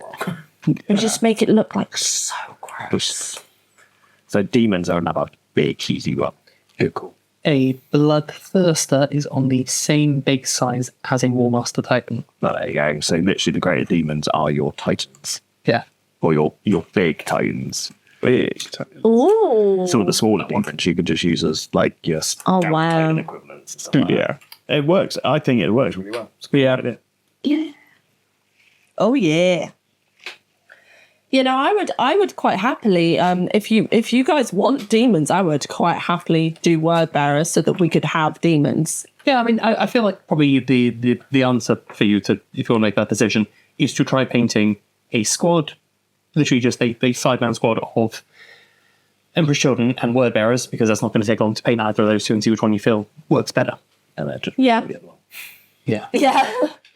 Because you do raise a good point about with being limited with Emperor's Children. I didn't take that into consideration when I was thinking about it. I was more torn between the two because Emperor's Children as a concept fascinates me. Because it's messed up, like, completely. I understand that, but like, just that whole concept and Fabius Bile in general, and just that whole, yeah. But I think I've just been swayed to word bearers. There's some fun things you can do. Yeah. Literally, Bloodthirster, Great and Clean One, Lord of Change, Keeper of Secrets. Yeah. And then any of the smaller ones to represent slightly smaller, super-sized demons. And there's, or you can get demons because they're already around. So if you want to do like Bloodthirsters as actual Bloodthirsters, or what are the Slanesh ones called? You got Zangos. No, the little ones. Demonettes. Oh, demon. Oh, right. Oh, yeah. I get what you said. And Poxwalkers. Yeah. Or a weave of Nurglings. There's the Poxwalkers and the Plague Bearers. Yes. Nurglings are so sweet. They're so cute. Yeah, okay. Right. There's still potentially 2 other factions we may introduce. Yep. Do you want to yours first? Yeah. What are you potentially tempted with at some point? It's Tau. Oh, is it Tau? Oh, really? That's a bit of a theme there, isn't there? It's Tau. Yeah, I've looked at Tau and Tau were going to become, and if I had gotten more into Epic and had continued and get more down the line of it, I was going to be picking up Tau as the Epic army. I really like Iron Warriors. I'm not going to stop there because actually I really like them. But the like mechanically, obviously they would need to be ones that would be like very similar to what you're going to go into, and need to be one that would be written from scratch. But there is rules that already exist in Epic that can be kind of grandfathered over, I feel, a little bit to them. There's a whole lot of things of like the battle suits, which I really like, and then potentially kind of doing bigger battle suits. That was the one thing that was missing from Epic, because they didn't do any of the big battle suits. I was about to ask, what would you envision as being the sort of Titanic units? I would go with Mantle. The Mantle. But that was going to be the thing, is I probably have them a bit more of a flyer focused faction, because you've got things like the Manta, the Barracudas, but then there's also potential the Orca. bring back the Orca, an easy one, but then there's the it's gonna have insert fish name here because that's what they all are. Or aquatic mammalian. The capital ships of the Tau, the ones that house mantas. There are things for run. There are like files for running those. So your Titanic units are actually just going to be big flying monsters. I think probably there's also the one that is it the Taunar? Like the Taunar is probably like, I feel like Titanic to a level. It's more on scale than Night. Taunar. Still scale night because it's I don't think it's. I must be wrong. I thought it was because it's a four-draw one. Yeah, but I still think it's only about almost similar scale. Big is it? I'm curious now. Taunar is. Oh, he's just a little guy. It's a little baby. He's so. John has just shown us a picture of said Taunar next to a Warlord Titan Just looks like a little guy. that makes him look tiny. But as you should probably know, Warlord Titan is quite large. Okay, he's about the same size as a Cerastus. Okay, yeah, so a little bit taller than a Questoris, but A little bit taller than Cerastus, a little smaller than so he's like yeah, so you know, small Titan. Okay, so yeah, that would be sort of your equivalent of your stout Titan scale unit. Maybe I can have some big stumpy robots. Stumpy. Well, you don't have to have big zombie robots. You could just go, do you know what? I'm a big zombie flyers. Big whooshy flyers. Yeah. The other thing, the thing that I really liked with the Tau from Epic was their whole. They didn't have any artillery; they had seeker missiles. And the way you had to get the seeker missiles, you had to get a unit to essentially mark a light and spot them, and then they were these like essentially hyper accurate, just guided missiles that you had to get somebody up to the line to be able to guide it in. I think that we could have some good fun making. I think there's some fun. There's definitely some fun to be had with it. And I think I think very much with the fact that we're going to be adding in entirely new factions at a massively big scale, I think there's a lot of room for us to be able to be creative in adding our own stuff. The other one, and this is more from a convenience standpoint, because there's a whole load of essentially material files that already exist for them. Yeah. On a change of it is Eldar, because there is a designer who has done an amazing job of essentially going through and doing epic scale versions of all of the Eldar units already. Just that one. Help them. Just what is missing for sale. But what is potentially missing from those is like Titan scale race stats and things like that. But again, they can just be done using Right. Guard. yeah. When you say Wraith Knights, do you literally mean like undead knights? Well, yes. Just sci-fi versions. These are the Ricklets. Right, okay. Was that not what you were expecting? No. They're basically constructs made out of living bone with a soul of a dead person. Well, Oh, that is what I thought. those the Wraith Guard, the Wraith Knights also have to have a partnered pilot. Oh, I did not know that. Because Eldar are the secret Weeb faction, and they ripped off things from Evangelion, but nobody calls them the Weeb faction. They just immediately go to Tau. It's But yes, they could be fun Titans. Eldar would be an interesting one. I've got no real interest in them, I don't think. The only thing that would interest me in them is, and it always has, is that they're quite psychic. And I like psychic. Yeah, and that could be a thing to like how they're adding psychic. something I definitely want to look at. That codex that you've got for the or rule book you've got for the Tyranids does incorporate psychic. Yeah. So it'll be interesting to see whether that can be extrapolated to other things. Librarians, things like that. Yeah. Yeah. So, Jamie, what do you want to add? Well, if once I've finished my Alpha Legion that I've got at the moment and my Auxilia, I've got a choice. Do I push them forward and keep going and be the front line using the classic GW stuff, or do I add in my own faction? Yes. Probably. Let's be honest. We do like our own stuff and being able to have some freedom. And I've got some ideas about how to make some interesting units for a Necron army in Epic.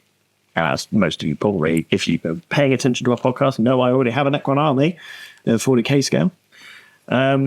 Yeah, I've already found quite a lot of files.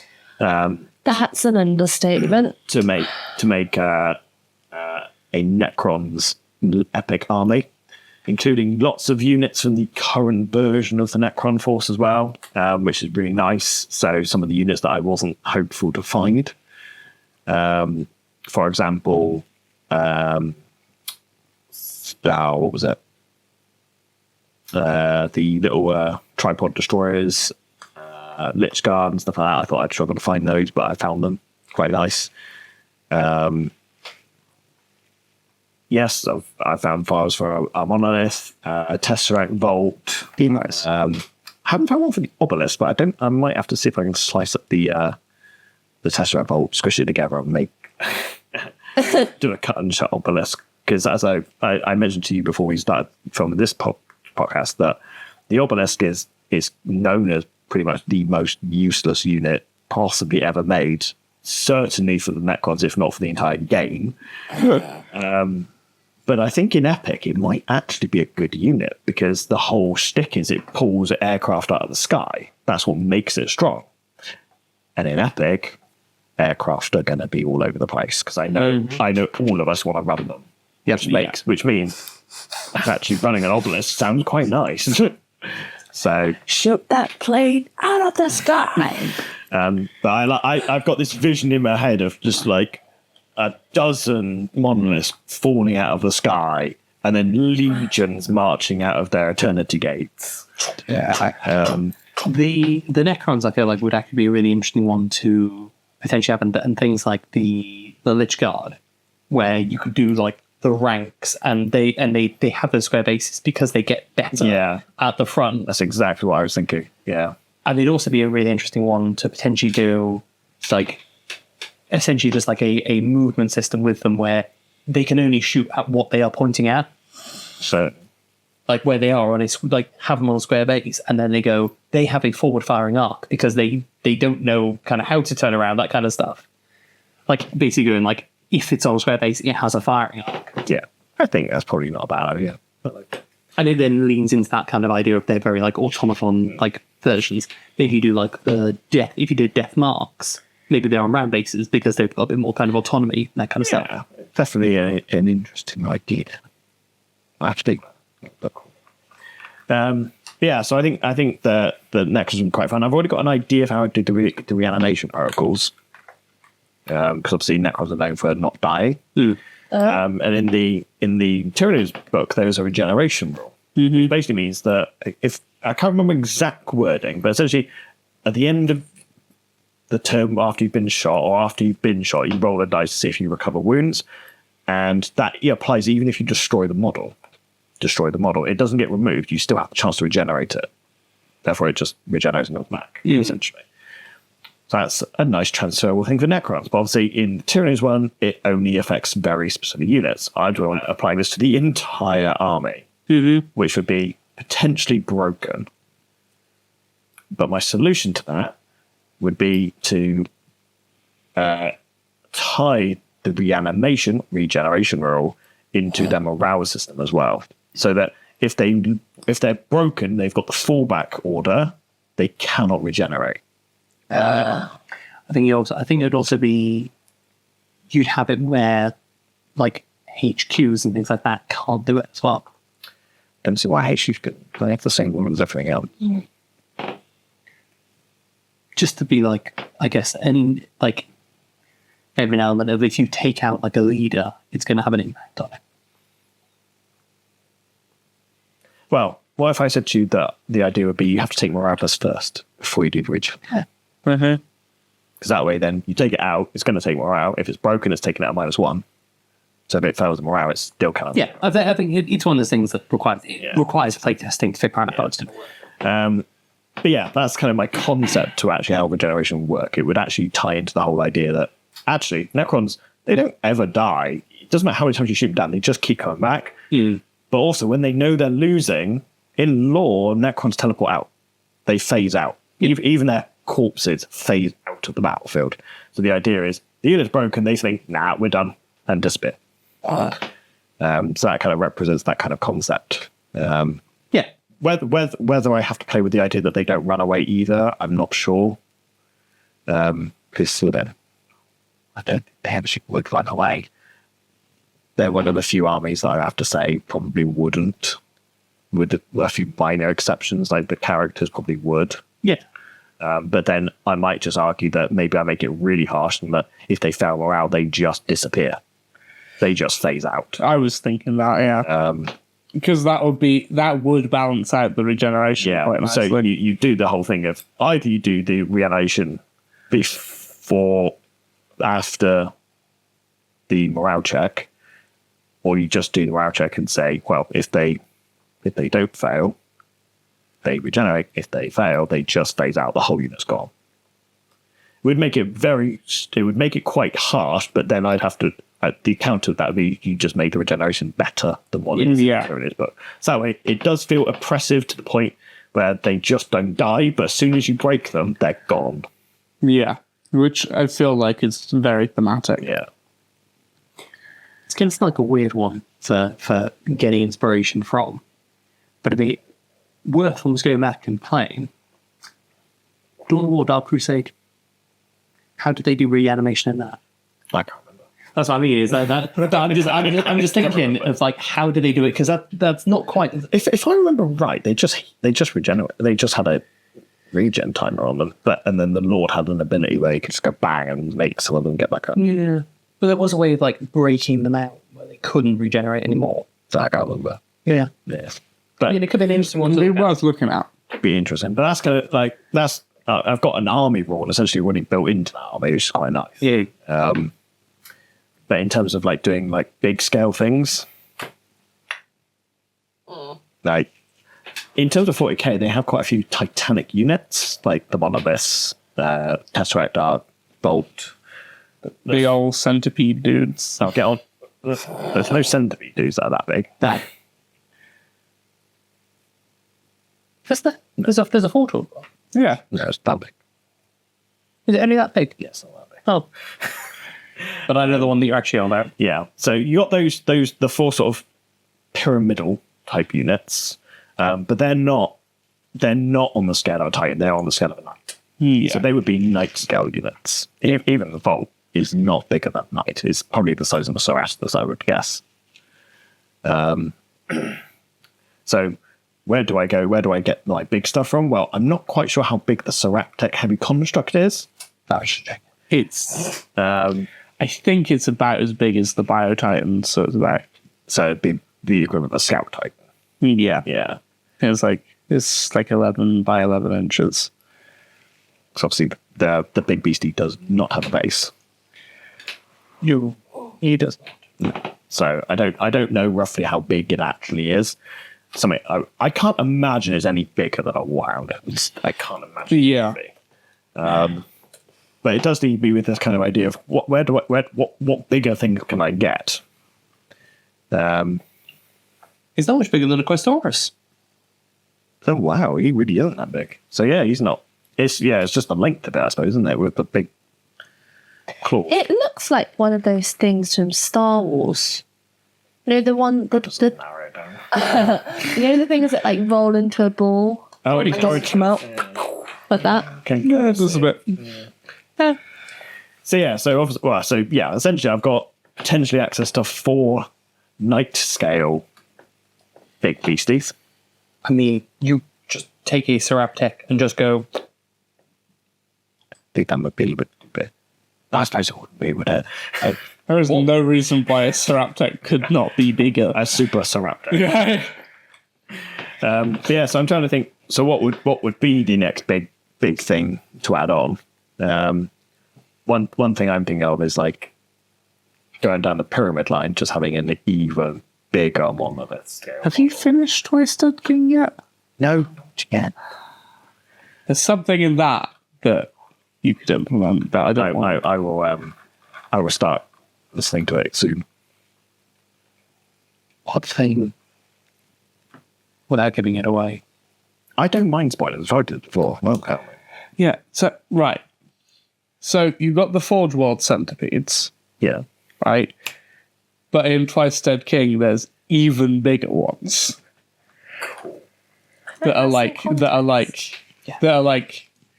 just under Imperial ship size. Yeah. But yeah, so I like the idea that there'd be two lines. There'd be the Canoptech line, which is like something like that, or like the big crabby thing. Yeah. But then I also like the idea that there's the sort of living Necron line, because obviously the Canoptech units are AI, and then you've got the sentient side. So I'm thinking like big pyramids. Yeah. And the Canoptech wise, you can look towards like 40k animals and like making stuff to do with that. I wonder if there's any Necron units I could just, like you guys are talking about, just chuck them on. Good job.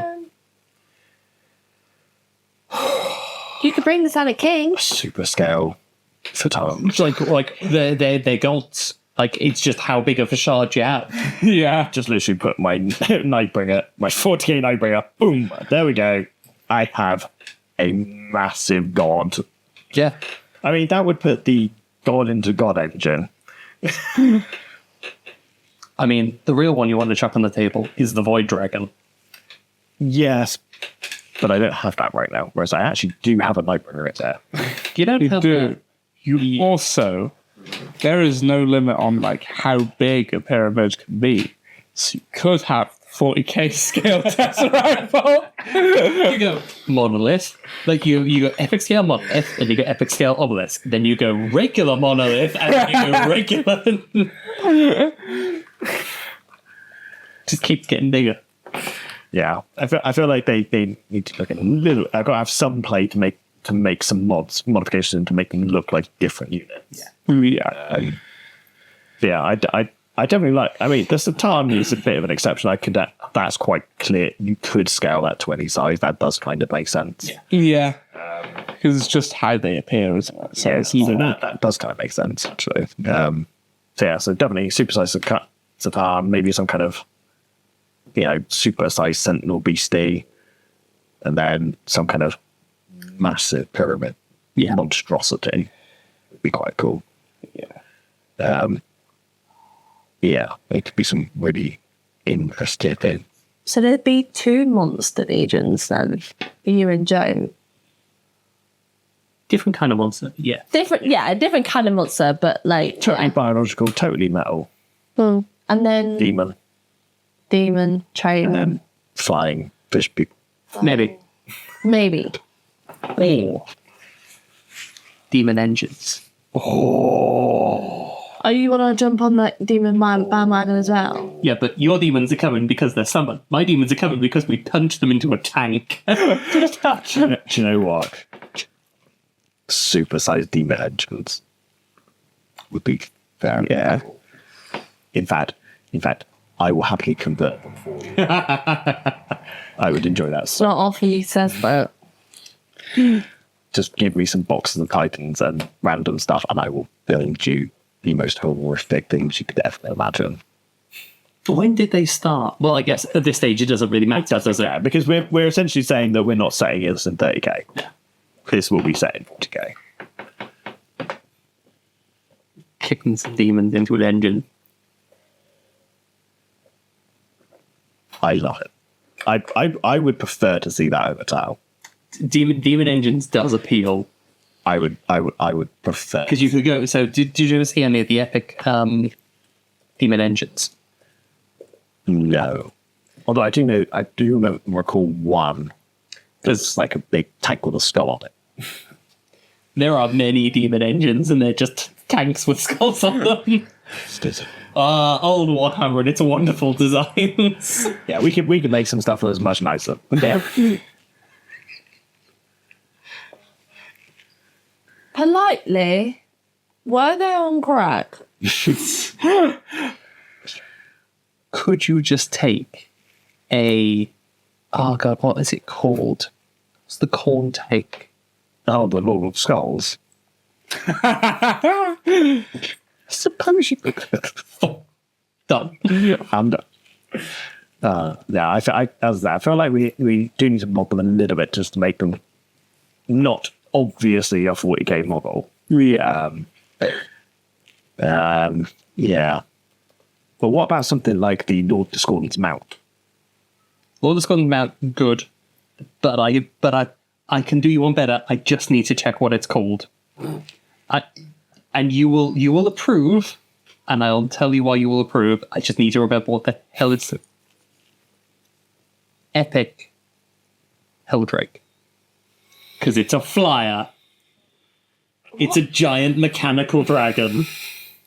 That's a demon engine. Yeah. Yes. I mean, yes, but I'd just want one to have.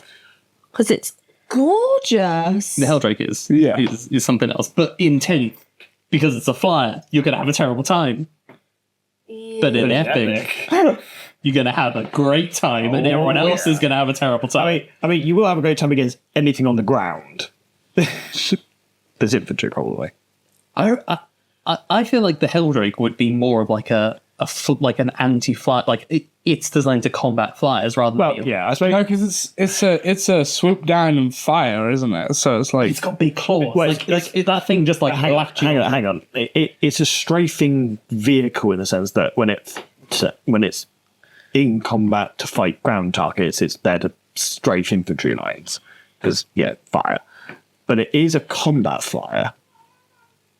So it could be a unique dual flyer that can either target ground targets or it could actually be given the charge order and charge other flyers. That'd be cool. Helldrake.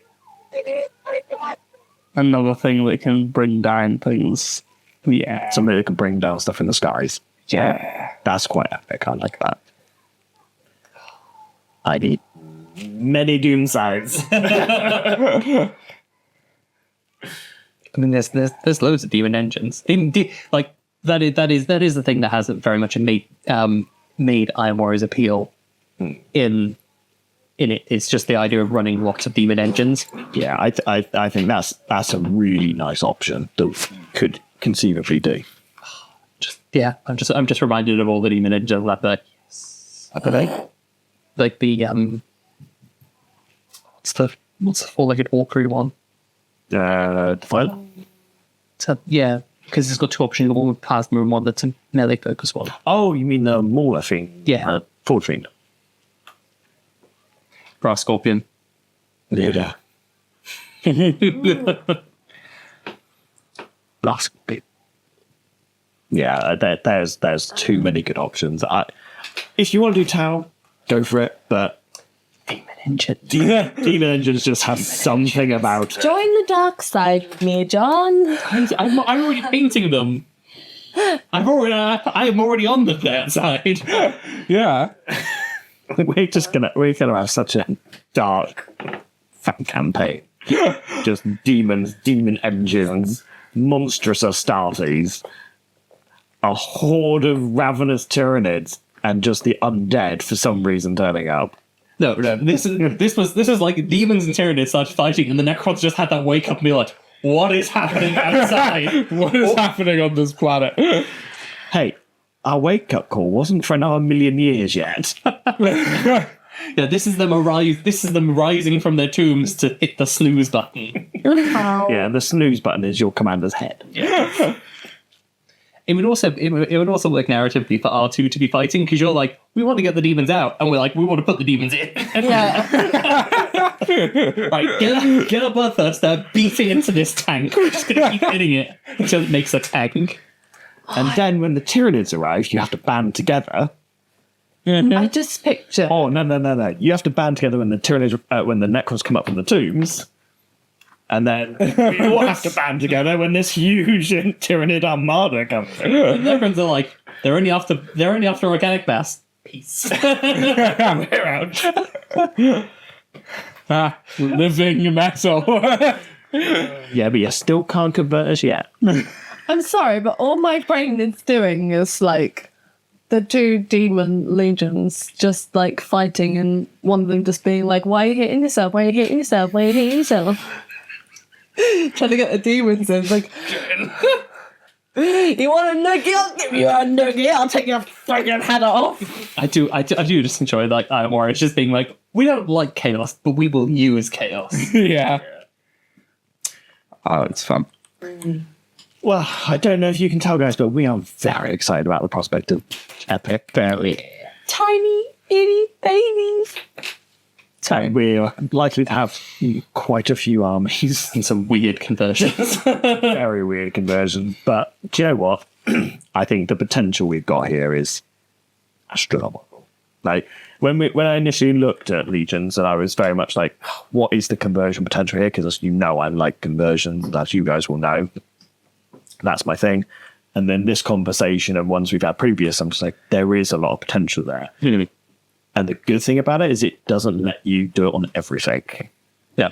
What's really nice is you can focus on the bigger units, and you can have like a fun, like I can make a fun non-emissary like conversion, like That's epic. that's epic. That's really nice. As you also know, because the way Legions works as well is those big things don't go down quick. Yeah. So you actually will get to use them. More than likely. I mean, there's going to be the odd occasion where someone gets a really lucky shot with a Doomsday Cannon or a Volcano Cannon, and it knocks your big thing out in one shot. But it's not going to happen very often. Yeah. So you're going to have the chance to use those big, epic stuffs. That's a terrible name. Volcano Cannon. Sorry, that's, yeah. I mean, it's pretty. It's no worse than the Turbo Laser Destructor. Yeah, but that's like, It's no worse than all the like Tyranid guns. What's the one that they make the shells from planets that are Galdra Exterminatus? I have no idea. There is a gun. Oh god. That surprised me. It's like one of like the biggest guns. It's like the ones that they put on like capital ships, and the shells are specifically made from planets that have undergone exterminatus. That just sounds unsanitary. Yeah. Hashtag. Yes. Yeah, cool. We're excited for Epic, and we want to do weird things with Epic. We want to do weird things with it. I think there's a lot of potential. So much potential. I very much look forward to seeing what we come up with. yeah. Except for the like, small versions of the regular demon engines. Got my head somewhere. They definitely exist. I know. There's I've at least seen a mutual Vortex beast. Is that demon engine? Well, yeah, technically. Technicalities. Right, anyway. I think that's probably it for now, unless there's anything else you guys wanted to actually go into. No, I said everything I wanted to say. So, Yeah, same. unless John's got it now. You could. Right. Yeah, I'm just thinking of things that I can make now. I'm well ahead of you. My brain is already on fire. So that'll be it on our discussion for Epic for now then. Yeah. So keep an eye out in the future for what that might bring. Then Many things. Until we get to that stage, though, I think we should move on and close out with our final little segment. So we will see you in just a moment.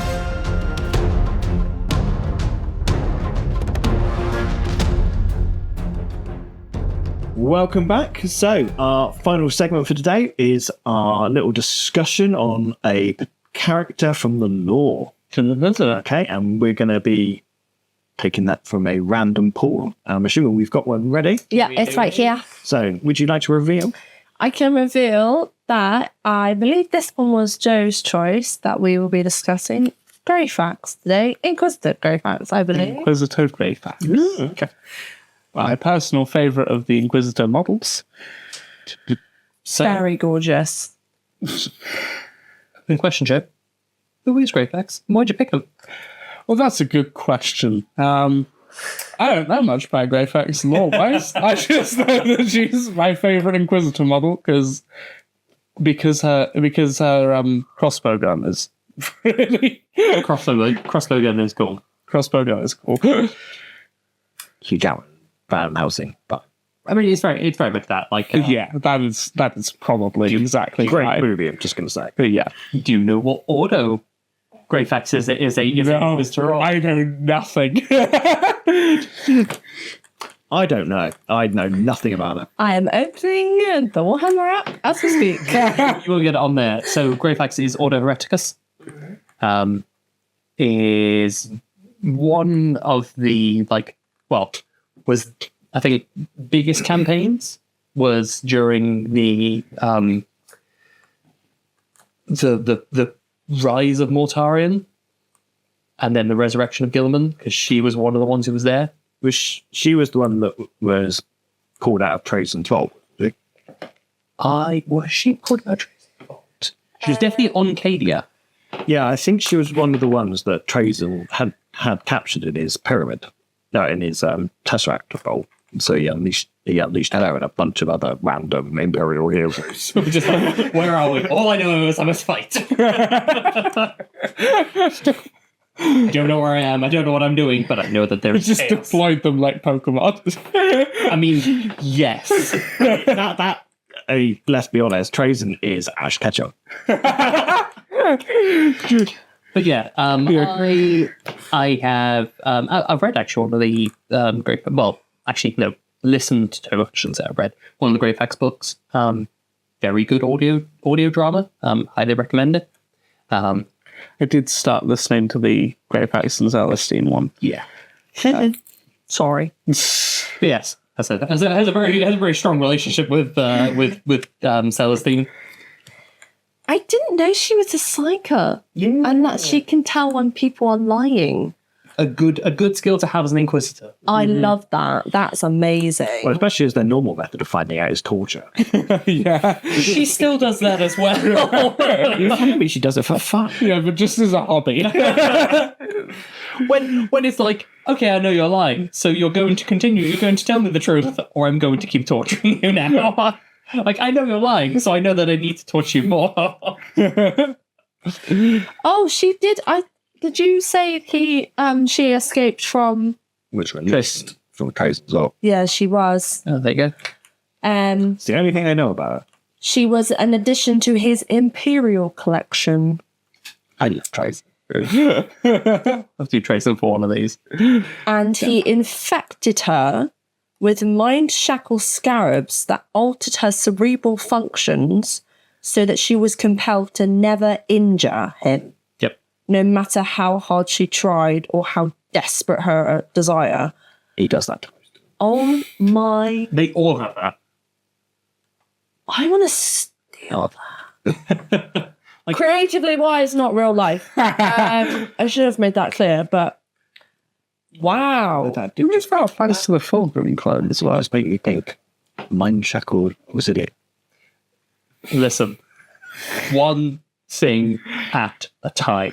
If only one thing at a time, I've already got the army. God damn it, he's right. I don't have to do it. I've already got Yeah, it. that is right. Okay, you can do it, but you have to put you have to do a mind checker scarab on the back of every auxiliary. Every single individual turn. Sure, I'm going to go around and I'm going to put a tiny metallic dot on every single one of them. No, it has to be modelled. Okay, bit of green stuff. Tiny little ball. Yes, Greyfax is a cool character. As Then bet. You said you picked her because of the model. Yeah, The model is gorgeous. the model is. Yeah. you got them up there. I haven't seen it for a long time. I think Well, per pitch on screen. Because no, we won't. That's the whole point of what we're doing. it is delicious. And so I'm not overly impressed. It's too busy. I mean, there's elements to it that could maybe be less busy, but Yeah, I think it needs modernizing, but I think as a concept, Concept-wise, yeah. I'd just say there's too much going on, and some of the proportions just look a bit too cartoonish, yeah, which you can get with some of the older GW stuff. Is they have a bit more of a caricature style. yeah. we can agree that crossbow bolter. It is completely impractical and completely stupid, but it's quite cool. There we go. Sorry, I just got to the bit where she saves Celestine's life. I'm going to have to read the book. Yes. Oh my god, lesbians forever.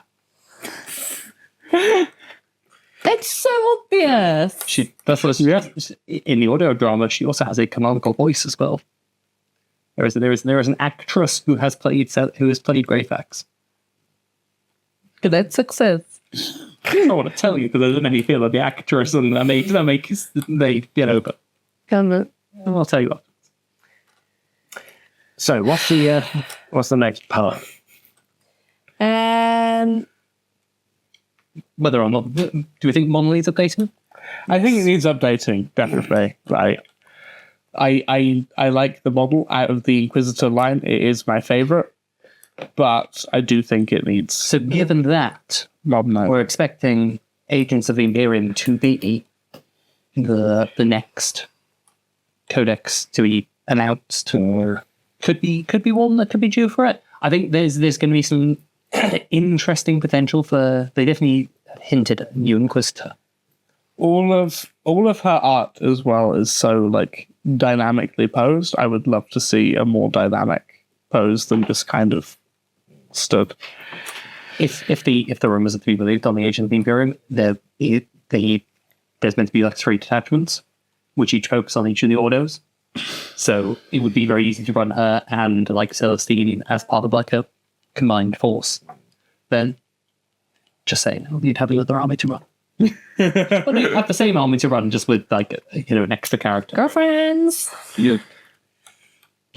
Oh, sorry. Pasties. I love. Yeah. I think more in something.